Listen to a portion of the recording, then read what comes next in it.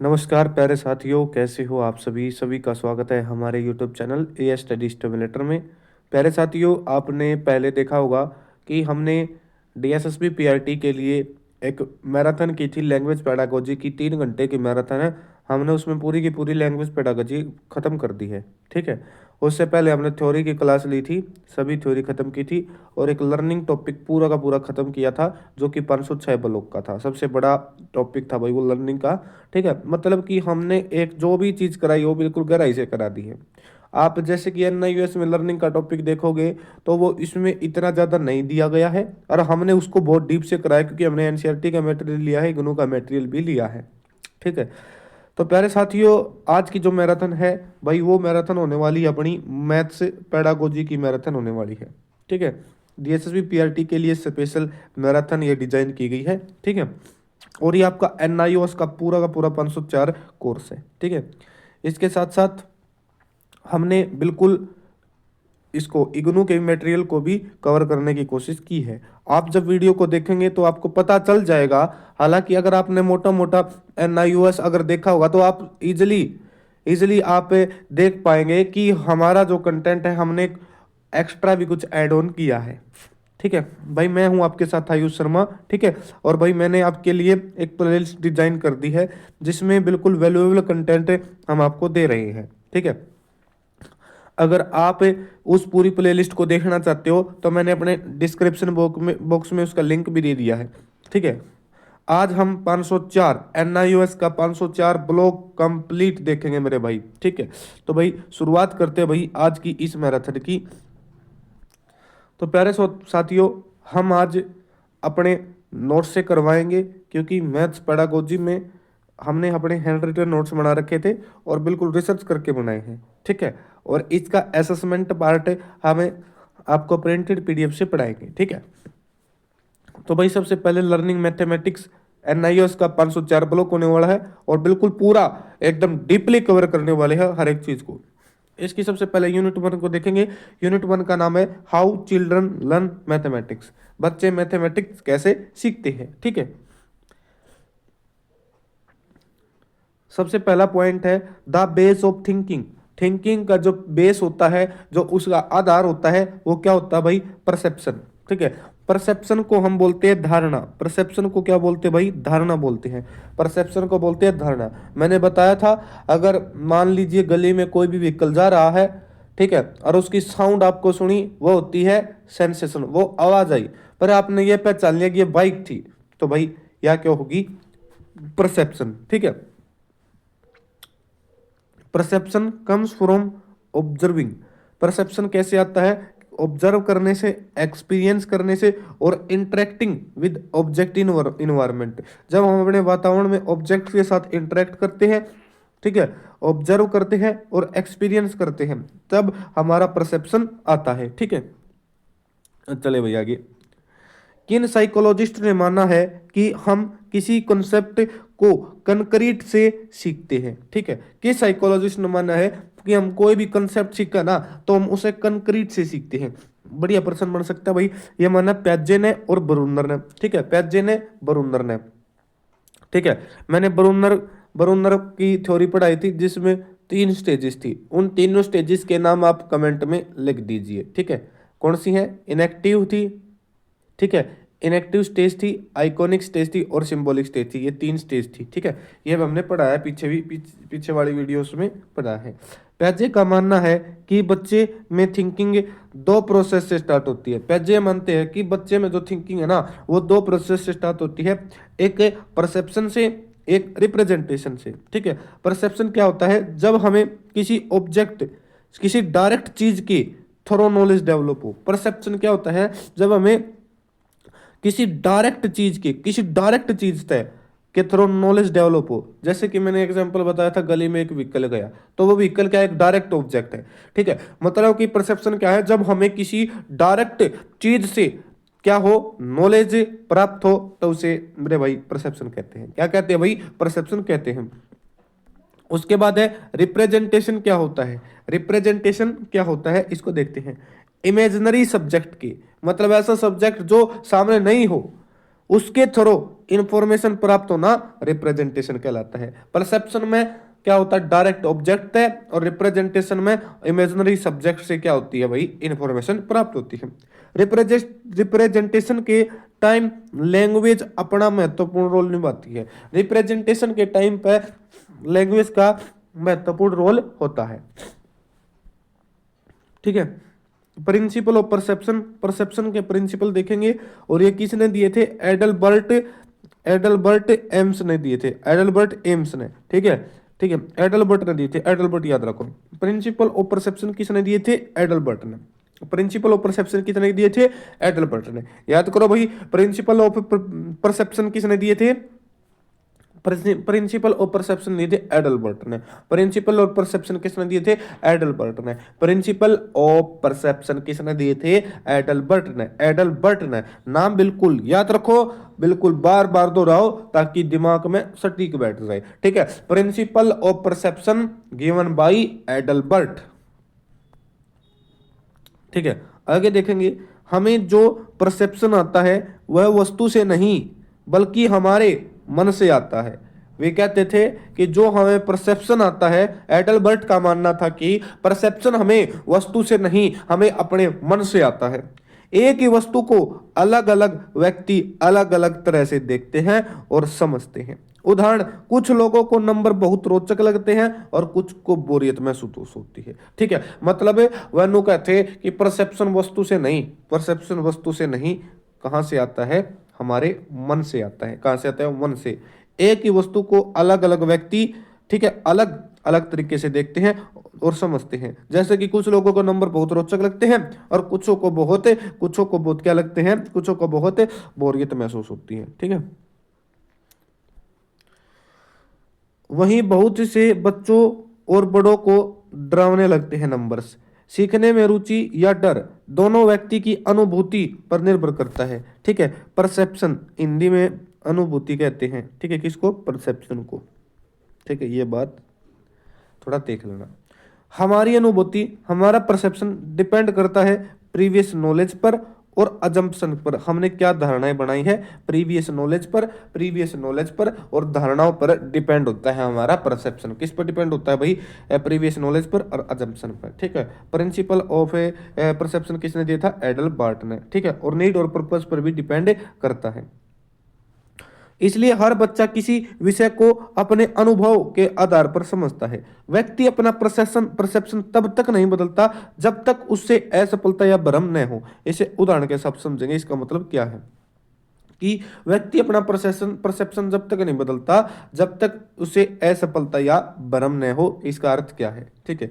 उदाहरण, बच्ची अपनी माँ को 2 आटे की लोइयां मिलाकर एक रोटी बनाते देखा। वह समझती है कि एक और एक मिलाओगे तो एक का बनेगा। ठीक है, एक और एक मिलाओगे तो एक का चीज बनेगी। ठीक है, वहीं आगे देखते हैं भाई, वह धारणा तब तक नहीं बदलेगी जब तक वह ठोस वस्तुओं को जोड़कर न देखे। इसलिए शिक्षण में अनुभव आधारित गतिविधियां बहुत जरूरी होती हैं। ठीक है भाई, आगे चलेंगे। Individual difference in perception.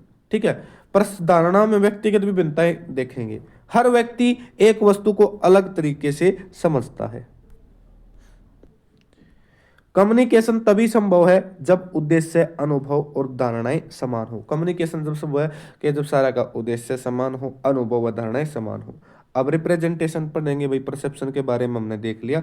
Representation क्या है, representation is the process of formation image of the objects when the object is not in the field direct observation, जो कि डायरेक्ट ऑब्जर्वेशन की फील्ड में ना हो। ठीक है, मतलब कंक्रीट रूप में उपस्थित ना हो। ठीक है, in the situation the child requires to describe the object that in his her mind using language. बताई थी ना कि लैंग्वेज का एक महत्वपूर्ण रोल हो जाता है इस सिचुएशन में। Some from other, therefore language is called vehicle of thought. इसीलिए लैंग्वेज को क्या कहा गया है, व्हीकल ऑफ थॉट कहा गया है। व्हीकल ऑफ थॉट कहा गया है, क्या कहा गया है मेरे प्यारे साथियों, व्हीकल ऑफ थॉट कहा गया है। मेरे प्यारे साथियों, आपको इस अब तक जब जितना मैंने पढ़ा है, अब तक आपने अंदाजा ला लिया होगा भाई नोट्स किस लेवल के हैं और कितनी ईजी लैंग्वेज के हैं। एक बार आप खुद कोशिश करना पढ़ने की NIOS को, आपका सिर चकरा जाएगा, मन ही नहीं करेगा। अभी तक कोशिश भी की होगी NIOS को पढ़ने की, पर इतनी अच्छी तरीके से आप नहीं पढ़ पाए होगे। ठीक है, तो भाई हमारी इतनी मेहनत के लिए आपको चैनल को सब्सक्राइब करना चाहिए भाई। ठीक है, और साथ साथ अगर आप नोट्स बना रहे हो, साथ साथ नोट्स बना रहे हो तो और भी अच्छी बात है। अगर आप नोट्स नहीं बना रहे हो तो मेरे प्यारे साथियों, आपको पूरे के पूरे NIOS के PDF नोट्स भाई 400 रुपये के मिल जाएंगे। ठीक है, और ये भाई ऑफर भाई आपका 1 फरवरी तक ही रहेगा, जब तक मैं पूरा का पूरा सिलेबस ना खत्म करा लूँ। उसके बाद भाई इनका प्राइस भाई 600 रुपये हो जाएगा भाई, 600 रुपये हो जाएगा मेरे प्यारे साथियों। ठीक है, कंप्लीट पैकेज होगा NIOS का, और मिसलेनियस टॉपिक्स भी आपको दिए जाएंगे। ठीक है, तो टेंशन नहीं लेनी है किससे ना भी। ठीक है, आपको बिल्कुल एकदम शांति से देखना है कोर्स को। और भाई जिनके पास पैसा नहीं है, नहीं खरीदना चाहते नोट्स, वो अपना यूट्यूब से कवर करो, कोई भी दिक्कत नहीं है। ठीक है, बस उनके लिए है कि भाई जो PDF से खुद पढ़ना चाहते हैं, तो उनके लिए ये चीज़ की गई है। ठीक है भाई साथियों, चलेंगे भाई। Development of mathematical concept, mathematical concept का डेवलपमेंट कैसे होगा। प्राथमिक स्तर की गणित में 3 मुख्य क्षेत्र होते हैं। प्राथमिक स्तर के गणित में 3 मुख्य क्षेत्र कौन से होते हैं। नंबर ऑफ ऑपरेशन का, स्पेशल थिंकिंग का, मेजरमेंट का। स्पेशल थिंकिंग कैसी है, क्या होती है, मतलब कि ये होती है जैसे कि हमने बचपन में पजल सोल्व की थी, तो ये टुकड़ा कौन सी जगह पे फिट बैठेगा, इस प्रकार की। स्पेशल थिंकिंग आपने multiple intelligence theory, Harvard gardener की थ्योरी में पढ़ी होगी, तो उसमें बताता ना कि ऐसी जो इंटेलिजेंस है, स्पेशल इंटेलिजेंस, वो किस में होती है भाई, घर के मिस्त्रियों में होती है, आर्किटेक्चर में होती है, ठीक है, नक्शा बनाने वालों में होती है। ठीक है, समझ गए ना। तो मतलब प्राथमिक स्तर के गणित में 3 मुख्य उद्देश्य कौन से हैं। Number and operation, spatial thinking और measurement. Number and operation, spatial thinking and measurement. कौन कौन से, number and operation, spatial thinking और मेजरमेंट। याद करो भाई, कौन कौन से हैं, number and operation, spatial thinking और मेजरमेंट, ये है भाई। बच्चों में गणितीय अवधारणाओं का विकास उनके मेंटल डेवलपमेंट के अनुसार होता है भाई। गणितीय अवधारणाओं का विकास उनके मेंटल डेवलपमेंट के अनुसार होता है। शिक्षक को इन्हें ध्यान में रखकर शिक्षण की योजना बनानी चाहिए। आगे देखेंगे कि हम कैसे डेवलप कर सकते हैं, नंबर कंसेप्ट को कैसे डेवलप कर सकते हैं। जैसे कि काउंटिंग, काउंटिंग संख्या सिखाने का पहला चरण माना जाता है। ठीक है भाई, संख्या सिखाने का पहला, काउंटिंग को पहला चरण माना जाता है। अधिकांश बच्चे कक्षा 1 में संख्या नाम रटकर जानते हैं। ठीक है, सही संख्या ज्ञान के लिए परी नंबर कंसेप्ट की आवश्यकता होती है। सही संख्या ज्ञान के लिए परी नंबर कंसेप्ट की आवश्यकता होती है। ठीक है, मतलब संख्या जान खातर हमें परी नंबर कंसेप्ट का क्या होना चाहिए मेरे भाई, पता होना चाहिए। ठीक है, देखेंगे भाई परी नंबर कंसेप्ट के बारे में पढ़ेंगे। अब हम पढ़ने वाले हैं परी नंबर कंसेप्ट की। इसका ज्ञान 7 साल से पहले हो जाना चाहिए। बहुत इंपॉर्टेंट पॉइंट है कि परी नंबर कंसेप्ट का ज्ञान 7 साल से पहले हो जाना चाहिए। कितने साल से पहले हो जाना चाहिए भाई, 7 साल से पहले परी नंबर कंसेप्ट का ज्ञान हो जाना चाहिए। ठीक है, याद रखना कि क्वेश्चन पूछा जाएगा कि बच्चों में परी नंबर का कंसेप्ट कितने साल तक हो जाना चाहिए। ऑप्शन होंगे 4, 5, 6, 7, तो आपको लगा देना है 7 साल से पहले हो जाना चाहिए। ठीक है, पर ये नंबर कॉन्सेप्ट में सबसे पहला जो स्टेप होता है मेरे भाई, वो होता है मैचिंग का। मैचिंग का होता है मिलान से, 1 to 1 कोरेस्पोंडेंस की समझ विकसित होती है। ठीक है, मिलान से मतलब कि आपने नंबर मिलाने हैं। मान लो यहाँ पे आप बना दिए 1 2 3 4, 1 2 3 1, तो ये एक यार्ड लग दिया। ठीक है, 4 यार्ड लग दिया, 4 यार्ड लग दिया, 3 यार्ड लग दिया। इन मिलाओ, 4 कहाँ पे है, ऐसे, एक है ये और ये है 3। ठीक है, मतलब यहाँ पे भी 1 to 1 कोरेस्पोंडेंस की समझ विकसित होती है। मैचिंग से किसकी समझ विकसित होती है, 1 to 1 कोरेस्पोंडेंस की समझ विकसित होती है। देखो उदाहरण, हर बच्चे को एक बिस्किट देना, ये देखो, हर बच्चे को एक बिस्किट देना 1 to 1 कोरेस्पोंडेंस को बढ़ाता है। यह नंबर सिस्टम की आधारभूत अवधारणा है। कौन सी, मैचिंग। यह कंजर्वेशन सीखने के लिए आवश्यक है। कंजर्वेशन सीखने के लिए आवश्यक है। कंजर्वेशन पढ़ा था ना कि अगर मान लो 2+3 बच्चा बता देगा 5 है, पर 3+2 पूछेंगे तो नहीं बता होगा।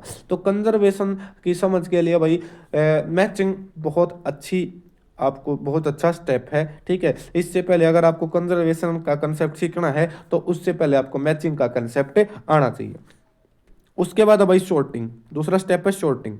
परी नंबर कंसेप्ट में दूसरा स्टेप है शॉर्टिंग, पहला है मैचिंग। शॉर्टिंग में क्या होता है, वस्तुओं को उसके गुणों के आधार पर समूह में बांटना। वस्तुओं को उनके गुण के आधार पर समूह में बांटना क्या कहलाता है, शॉर्टिंग। बच्चा सबसे पहले रंग के आधार पर वर्गीकरण करता है। बच्चा सबसे पहले किस आधार पर वर्गीकरण करता है, बच्चा सबसे पहले रंग के आधार पर वर्गीकरण करता है और बाद में आकार के आधार पर। बच्चा सब पहले किसके आधार पर वर्गीकरण करा करे, रंग के आधार पर, फिर आकार के आधार पर। बच्चा सबसे पहले वर्गीकरण रंग के आधार पर करता है मेरे भाई, और फिर करता है वो आकार के आधार पर वर्गीकरण करता है। ठीक, फिर उसके बाद तीसरा स्टेप अपना कंपेयरिंग का। पहला कौन सा था, मैचिंग का, फिर शॉर्टिंग का। पहला मैचिंग का था, फिर शॉर्टिंग का। पहला कौन सा था, पहला कौन सा था, मैचिंग का था, मैचिंग का था, और मैचिंग के बाद दूसरा कौन सा था, शॉर्टिंग का। दूसरा कौन सा था भाई, शॉर्टिंग का। अब तीसरा है कंपेयरिंग का। क्या है, कंपेयरिंग का। बच्चे में अंतर समझने की क्षमता विकसित होती है। छोटा बड़ा, हैवी लाइट, टॉल शॉर्ट। शुरुआत में बच्चे कंक्रीट ऑब्जेक्ट से तुलना करते हैं, सबसे पहले कंक्रीट ऑब्जेक्ट से तुलना करते हैं। ठीक है, प्री स्कूल स्तर पर विजुअल कंपैरिजन महत्वपूर्ण होता है भाई। प्री स्कूल में भाई विजुअल कंपैरिजन महत्वपूर्ण होता है कि बच्चे कंपैरिजन कर पाए कोई सी चीज है, कौन सी बड़ी है, कौन सी छोटी है, कौन सी हैवी है, कौन सी लाइट है। ठीक है, तो इन चीजों का भाई वर्गीकरण, मतलब इनकी तुलना क्या कहलाती है, कंपैरिजन कहलाती है। और भाई प्री स्कूल स्तर पर विजुअल कंपैरिजन, विजुअल कंपैरिजन का मतलब क्या है, देख कर तुलना करना बहुत इंपॉर्टेंट है। ठीक है, बहुत इंपॉर्टेंट है, समझ में आई। ठीक है भाई, फिर भाई मेरे भाई आता है ऑर्डरिंग। ठीक है, अभी तक पहला स्टेप कौन सा था, पहला स्टेप था मैचिंग था। मैचिंग के बाद क्या था, शॉर्टिंग था। शॉर्टिंग के बाद था कंपेयरिंग था। फिर उसके बाद क्या है था, ऑर्डरिंग। ठीक है, क्या होती है ऑर्डरिंग, ये बन गई एमएससी। क्या होगी, एमएससी, एमएससी। फिर आता है ऑर्डरिंग, वस्तुओं को सही क्रम में रखना, ऑर्डरिंग कहलाता है। यह संख्या गिनने से पूर्व प्री रिक्वेस्ट है भाई, संख्या गिनने से पहला भाई प्री रिक्वेस्ट है भाई, संख्या को ऑर्डर में रखना। मान ले यहाँ पे स्टिक फैली हुई है, ये नू फैली हुई है, तो बच्चा सबसे पहले क्या करेगा, इन स्टिक्स को पहले एक बार ऑर्डर में रखेगा, फिर गणेगा 1 2 3 4 5 6 7 8, जितनी भी है मान ले 8 है। तो सबसे पहले क्या होगा, ऑर्डरिंग होगी। क्या होगी, ऑर्डरिंग होगी। ठीक है, आगे है सीरियसन, आकार लंबाई ऊंचाई के अनुसार क्रम में लगाना। ठीक है, बच्चों को निर्देश देते समय फर्स्ट, नेक्स्ट, लास्ट जैसी ऑर्डिनल वर्ड्स का प्रयोग करना चाहिए। बहुत इंपॉर्टेंट पॉइंट है ये कि बच्चों को निर्देश करते समय हमें फर्स्ट, नेक्स्ट, लास्ट जैसे ऑर्डिनल वर्ड्स का प्रयोग करना चाहिए। ठीक है, अब आता है, क्या आता है, क्या है, सब्स्टिट्यूजिंग। ठीक है, सबिटाइजिंग है भैया, सबिटाइजिंग, सबिटाइजिंग। ठीक है, सबिटाइजिंग क्या होता है, तुरंत संख्या पहचान। सबिटाइजिंग क्या होता है, तुरंत संख्या पहचान। क्या होता है सबिटाइजिंग, तुरंत संख्या पहचान, बिना गिने तुरंत संख्या पहचानने की क्षमता। जैसे डाइस पर बिंदुओं की संख्या पहचानना। ये डाइस है, कोई डाइस है, मान लीजिए डाइस है, ये मैंने डाइस बना दिया और इसके ऊपर बिंदु है 1 2। ठीक है, बच्चा देखते बच्चा जाएगा 2, बच्चा गिना थोड़ी गा 1 2, 2 बिंदु नहीं, देखते ही पहचान देगा। वही है, वही क्या होती है, सबिटाइजिंग होती है। इसमें बच्चे स्मॉल कलेक्शन को एक यूनिट के रूप में देखते हैं। ठीक है, स्मॉल कलेक्शन को एक यूनिट के रूप में देखते हैं।